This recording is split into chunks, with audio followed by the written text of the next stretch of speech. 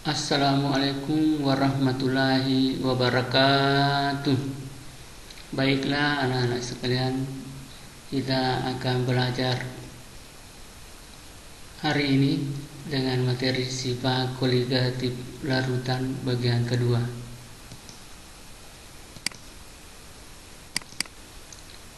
Materi pertama yaitu penurunan tekan uap. Materi kedua yaitu penurunan titik beku.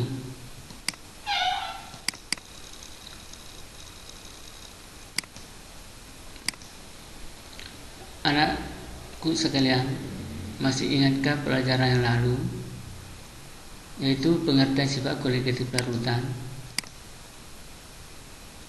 Kemudian bagaimanakah hubungan jumlah zat terlarut terhadap konsentrasi? Menurut pendapat Anda, apakah ada perbedaan antara sifat air murni dan larutan gula? Kemudian mengapa memasak air dengan tutup panci? Tutup panci tersebut bisa terangkat pada saat air mendidih.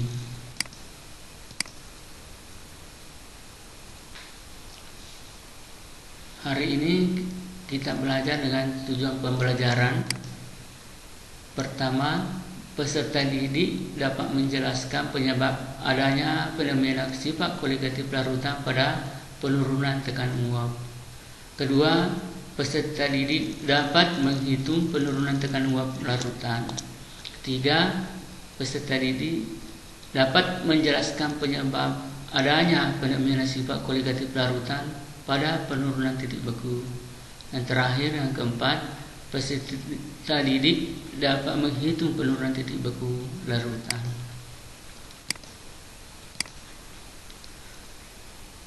Apakah itu tekanan uap? Tekanan uap adalah tekanan gas yang berada di bawah zat cairnya di dalam tempat tertutup di mana gas dan zat cair berada dalam kesetimbangan dinamis. Ini adalah ilustrasi tekanan uap. Ada pelarut, ada larutan. Larutan ini terdiri dari zat pelarut dan zat pelarut. Kemudian ini adalah contoh pergerakan pelarut, sedangkan di sini adalah pergerakan uap larutan. Pengaruh penambahan zat terlarut sukar menguap dalam pelarut. Jika dalam suatu pelarut murni dimasukkan suatu zat terlarut yang sukar menguap, maka proses pergerakan molekul-molekul cairan untuk meninggalkan lingkungan cairannya menjadi terhalang, sehingga banyaknya molekul-molekul cairan yang menguap akan berkurang. Akibatnya tekanan uap larutan lebih rendah dari tekanan uap pelarut murni. Karena itu dikatakan terjadi penurunan tekanan uap. Simbol penurunan tekanan uap larutan adalah delta P, yang berarti pula bahwa tekanan uap jenuh pelarut murni P derajat akan selalu lebih besar dari tekanan uap jenuh larutan P. Semakin banyak partikel zat terlarut dalam suatu pelarut, maka penurunan tekanan uap jenuh larutan atau delta P dari tekanan uap pelarut murninya atau delta P derajat akan semakin besar dari tekanan uap jenuh larutan atau P akan semakin kecil. Bagaimana cara menghitung penurunan tekanan uap larutan? Ini kita akan pelajari selanjutnya. Sebelumnya kita bahas dulu hubungan antara jumlah partikel zat terlarut dengan besar penurunan tekanan uap yang diakibatkannya dinyatakan dengan hukum Raoult. Besar penurunan tekanan uap jenuh suatu larutan berbanding lurus dengan tekanan uap jenuh pelarut murni dan fraksi mol zat terlarutnya. Dirumuskan delta P sama dengan P derajat kali X terlarut. X terlarut itu adalah fraksi mol zat terlarut, P derajat tekanan uap jenuh pelarut murni, delta P merupakan penurunan tekanan uap jenuh larutan. Besarnya penurunan tekanan uap larutan atau delta P merupakan selisih dari nilai tekanan uap jenuh larut murni dan tekanan uap jenuh larutan P atau delta P sama dengan P derajat kurang P. Dari uraian sebelumnya diketahui bahwa delta P sama dengan P derajat kali S terlarut, sehingga persamaan di atas dapat dituliskan sebagai berikut: P kurang P derajat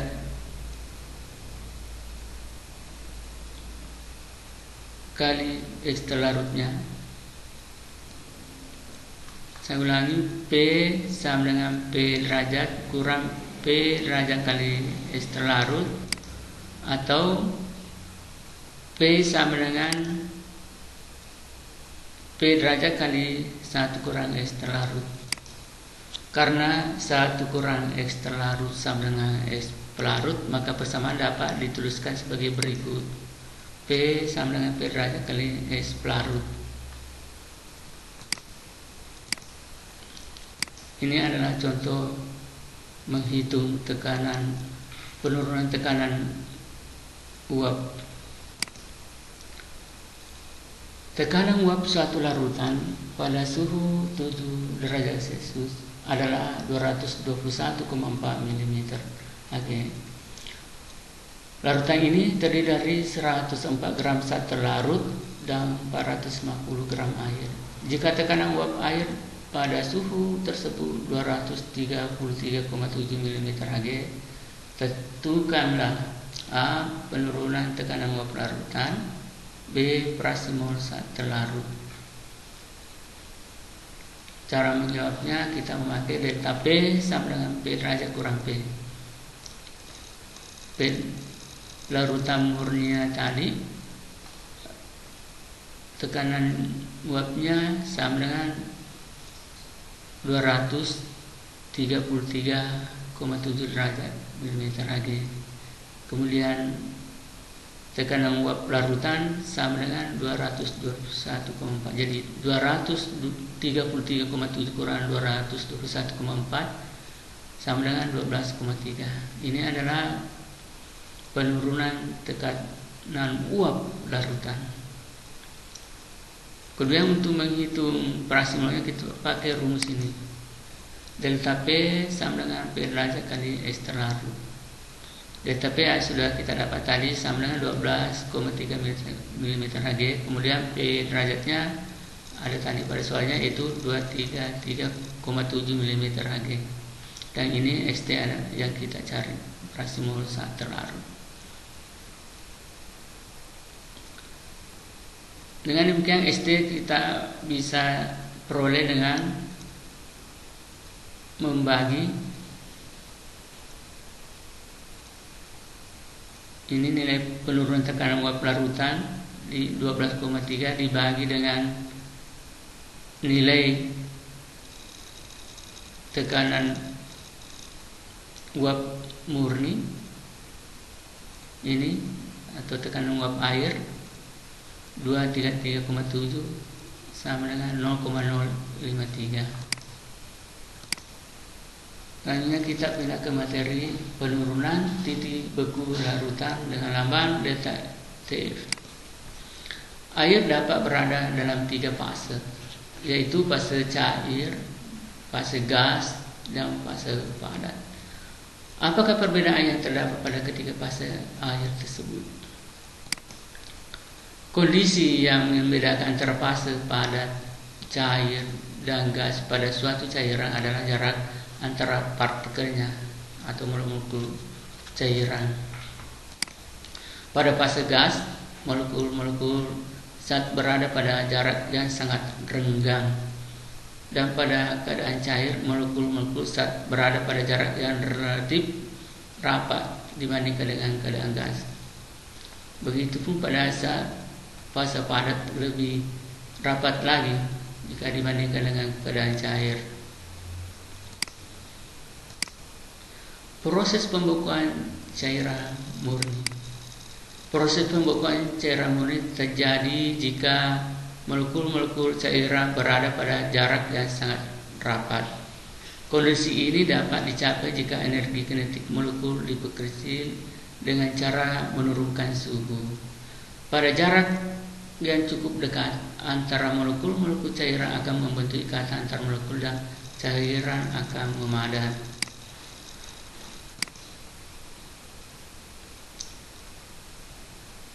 Ini freezer. Jika suatu cairan kita masukkan ke dalam freezer, maka lama-kelamaan karena suhunya kita turunkan, jarak yang renggang itu akan memadat, membentuk larutan beku. Pengaruh penambahan saat terlarut pada penurunan titik beku larutan. Adanya partikel saat terlarut dalam suatu pelarut menyebabkan terhambatnya proses pembekuan suatu cairan. Sehingga agar proses pembekuan dapat terjadi pada kondisi ini, dibutuhkan suhu yang lebih rendah lagi. Jadi harus lebih rendah dari suhu pembekuan titik beku pelarut murninya pada penurunan titik beku. Ini adalah partikel pelarut. Kemudian partikel saat terlarut berada di antara partikel pelarut.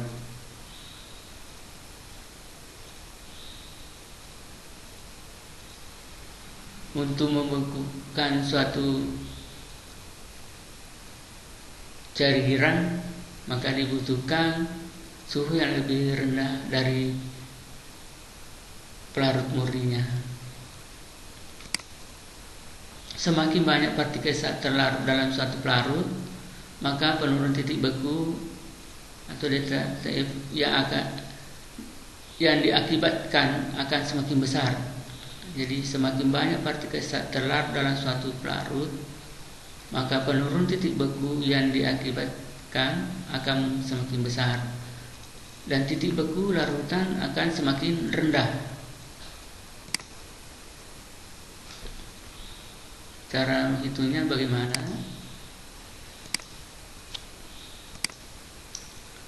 Untuk menghitungnya perlu ada hubungan antara banyaknya partikel saat terlarut dengan nilai penurunan titik beku larutan, dinyatakan dengan persamaan delta TE sama dengan KF kali M. Ini rumus untuk larutan non elektrolit. Titik beku larutan atau TF larutan sama dengan TF larut murni kurang delta TF. Delta TF sama dengan penurunan titik beku larutan dengan satuan derajat Celcius. KF sama dengan tetapan penurunan titik beku molar larutan, satuannya derajat Celcius per molar. Kemudian M adalah molalitas larutan. Inilah contoh soal untuk penurunan titik beku larutan. Sebanyak 2,22 gram senyawa A dilarutkan dalam 500 ml air bila tetapan penurunan titik beku larutannya dinyatakan berapa. Jika MR senyawa A sama dengan 111, jadi yang akan kita hitung adalah penurunan titik beku larutan dengan memakai rumus delta TF sama dengan KF kali M. Nilai tetapan